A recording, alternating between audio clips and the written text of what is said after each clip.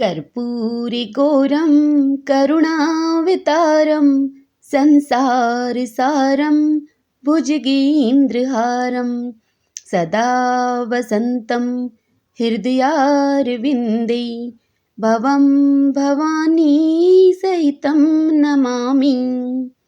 भगतजनों, आज हम श्री शिव पुराण महात्म्य की तीसरे अध्याय को सुनेंगे। आज के इस अध्याय में हम चंचुला की प्रार्थना से ब्राह्मण का उसे पूरा शिव पुराण सुनाना और समय अनुसार अपने शरीर को छोड़कर शिवलोक में जाकर चंचुला का पार्वती जी की सखी एवं सुखी होने की कथा का रसपान करेंगे। सब बोलिए गौरी शंकर भगवान की जय। ब्राह्मण बोले कि नारी, सौभाग्य की बात है कि भगवान शंकर की कृपा से शिव पुराण की इस वैराग्य युक्त कथा को सुनकर तुम्हें समय पर चेत हो गया है। हे ब्राह्मण पत्नी, तुम डरो मत, भगवान शिव की शरण में जाओ। शिव की कृपा से सारा पाप तत्काल नष्ट हो जाता है। मैं तुमसे भगवान शिव की कीर्ति कथा से युक्त उस परम वस्तु का वर्णन करूंगा जिससे तुम्हें सदा सुख देने वाली उत्तम गति प्राप्त होगी।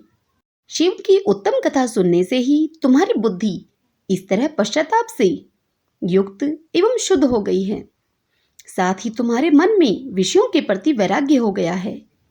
पश्चाताप ही पाप करने वाले पापियों के लिए सबसे बड़ा प्रायश्चित है। सत्पुरुषों ने सबके लिए पश्चाताप को ही समस्त पापों का शोधक बताया है। पश्चाताप से ही पापों की शुद्धि होती है। जो पश्चाताप करता है वही वास्तव में पापों का प्रायश्चित करता है, क्योंकि सत्पुरुषों ने समस्त पापों की शुद्धि के लिए जैसे प्रायश्चित उपदेश किया है, वह सब पश्चाताप से संपन्न हो जाता है। जो पुरुष विधि पूर्वक प्रायश्चित करके निर्भय हो जाता है पर अपने कुकर्म के लिए पश्चाताप नहीं करता, उसे प्रायः उत्तम गति नहीं प्राप्त होती।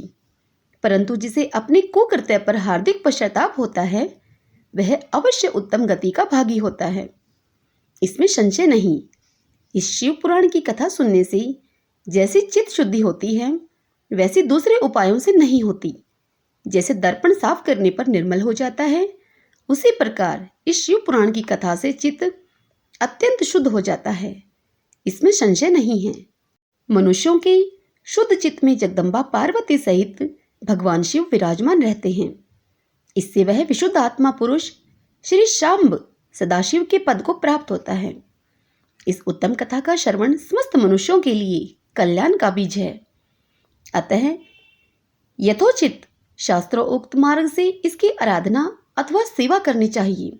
यह भवबंधन रूपी रोग का नाश करने वाली है। भगवान शिव की कथा को सुनकर फिर अपने हृदय में उसका मनन एवं निधि ध्यान करना चाहिए। इससे पूर्णतः चित्त शुद्धि हो जाती है।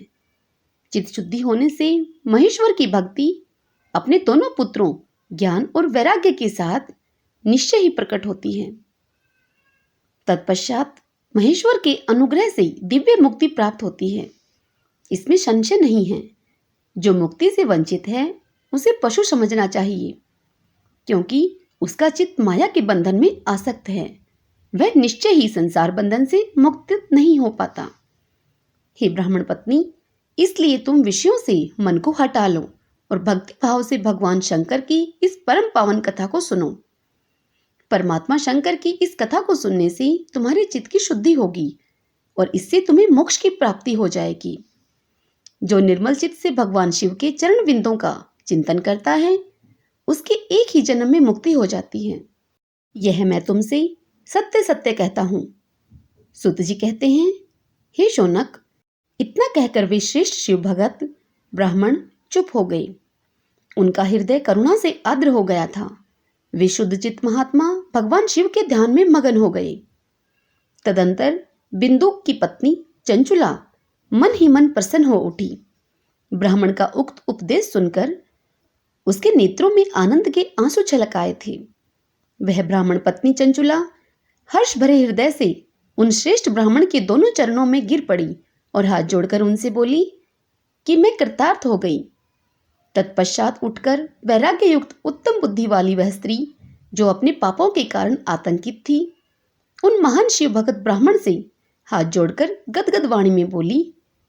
चंचुला ने कहा कि हे ब्राह्मण, शिव भक्तों में श्रेष्ठ स्वामिन, आप धन्य हैं, परमार्थदर्शी हैं और सदा परोपकारों में लगे रहते हैं, इसलिए श्रेष्ठ साधु पुरुषों में प्रशंसा के योग्य हैं। हे साधो, मैं नरक के समुद्र में गिर रही हूं, आप मेरा उद्धार कीजिए, उद्धार कीजिए। पौराणिक अर्थ तत्व से संपन्न जिस सुंदर शिव पुराण की कथा को सुनकर मेरे मन में संपूर्ण विषयों से वैराग्य उत्पन्न हो गया, उसे इस शिव पुराण को सुनने के लिए इस समय मेरे मन में बड़ी श्रद्धा हो रही है। सूत जी कहते हैं कि ऐसा कहकर वह हाथ जोड़कर उनका अनुग्रह पाकर चंचुला उस शिव पुराण की कथा को सुनने की इच्छा मन में लिए उन ब्राह्मण देवता की सेवा में तत्पर होकर वहां रहने लगी। तदंतर शिव भक्तों में श्रेष्ठ और शुद्ध बुद्धि वाले उन ब्राह्मण देव ने उसी स्थान पर उस स्त्री को शिव पुराण की उत्तम कथा सुनाई। इस प्रकार उस गोकर्ण नामक महाक्षेत्र में उन्हीं श्रेष्ठ ब्राह्मण से उसने शिव पुराण की वह परम उत्तम कथा सुनी, जो भक्ति, ज्ञान और वैराग्य को बढ़ाने वाली तथा मुक्ति देने वाली है। उस परम उत्तम कथा को सुनकर वह ब्राह्मण पत्नी अत्यंत कृतार्थ हो गई। उसका चित्त शीघ्र ही शुद्ध हो गया। फिर भगवान शिव के अनुग्रह से उसके हृदय में शिव के सगुण रूप का चिंतन होने लगा। इस प्रकार उसने भगवान शिव में लगी रहने वाली उत्तम बुद्धि पाकर शिव के सच्चिदानंदमय स्वरूप का बारंबार चिंतन आरंभ किया। तत्पश्चात समय के पूरे होने पर भक्ति, ज्ञान और वैराग्य से वह युक्त हुई। चंचुला ने अपने शरीर को बिना किसी कष्ट के त्याग दिया। इतने में ही त्रिपुर शत्रु भगवान शिव का भेजा हुआ एक दिव्य विमान द्रुत गति से वहां आ पहुंचा, जो उनके अपने गणों से संयुक्त और भांति भांति के शोभा साधनों से संपन्न था। चंचुला उस विमान पर आरूढ़ हुई और भगवान शिव के श्रेष्ठ पार्षदों ने उसे तत्काल शिवपुरी में पहुंचा दिया। उसके सारे मैल धुल गए थे। वह दिव्य रूप धारिणी दिव्यांगना हो गई थी। उसके दिव्य अवयव उसकी शोभा बढ़ाते थे। मस्तक पर अर्धचंद्र का मुकुट धारण किए हुए वह गौरांगी देवी शोभाशाली दिव्य आभूषणों से विभूषित थी। शिवपुरी में पहुंचकर उसने सनातन देवता त्रिनेत्रधारी महादेव जी को देखा। सभी मुख्य मुख्य देवता उनकी सेवा में खड़े थे। गणेश, भृंगी, नंदीश्वर तथा वीरभद्रेश्वर आदि उनकी सेवा में उत्तम भक्तिभाव से उपस्थित थे। उनकी अंग कांति करोड़ों सूर्यों के समान प्रकाशित हो रही थी। कंठ में नील चिन्ह शोभा पाता था। 5 मुख और प्रत्येक मुख में 3-3 नेत्र थे। मस्तक पर अर्धचंद्राकार मुकुट शोभा देता था। उन्होंने अपने वामांग भाग में गौरी देवी को बिठा रखा था, जो विद्युत पुंज के समान प्रकाशित थी। गौरीपति महादेव जी की कांति कपूर के समान गौर थी। उनका सारा शरीर श्वेत भस्म से भाषित था। उनके शरीर पर श्वेत वस्त्र शोभा पा रहे थे। इस प्रकार परम उज्जवल भगवान शंकर का दर्शन करके वह ब्राह्मण पत्नी चंचुला बहुत प्रसन्न हुई। अत्यंत प्रीतियुक्त होकर उसने बड़ी उतावली के साथ भगवान को बार बार प्रणाम किया। फिर हाथ जोड़कर वह बड़े प्रेम, आनंद और संतोष से युक्त हो विनीत भाव से खड़ी हो गई। उसके नेत्रों से आनंद अश्रुओं की अविरल धारा बहने लगी तथा संपूर्ण शरीर में रोमांच हो गया। उस समय भगवती पार्वती और भगवान शंकर ने उसे बड़ी करुणा के साथ अपने पास बुलाया और सौम्य दृष्टि से उसकी ओर देखा। पार्वती जी ने तो दिव्य रूप धारणी बिंदुक प्रिया चंचुला को प्रेम पूर्वक अपनी सखी बना लिया। वह उस परमानंद घन ज्योतिष स्वरूप सनातन धाम को अविचल निवास पाकर दिव्य सौख्य से संपन्न होकर अक्षय सुख का अनुभव करने लगी। हरिओम तत्सत। इसी के साथ इस अध्याय की कथा यही संपूर्ण हुई। इससे आगे की कथा हम अगले अध्याय में सुनेंगे।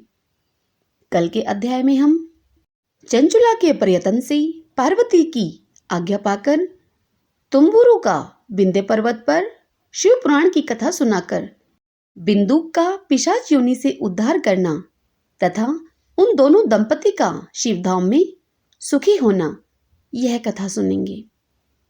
भक्तजनों, यदि कथा पसंद आई हो तो इस वीडियो को लाइक करना मत भूलिएगा और कमेंट बॉक्स में ओम नमः शिवाय लिखिएगा। सब बोलिए गौरी शंकर भगवान की जय।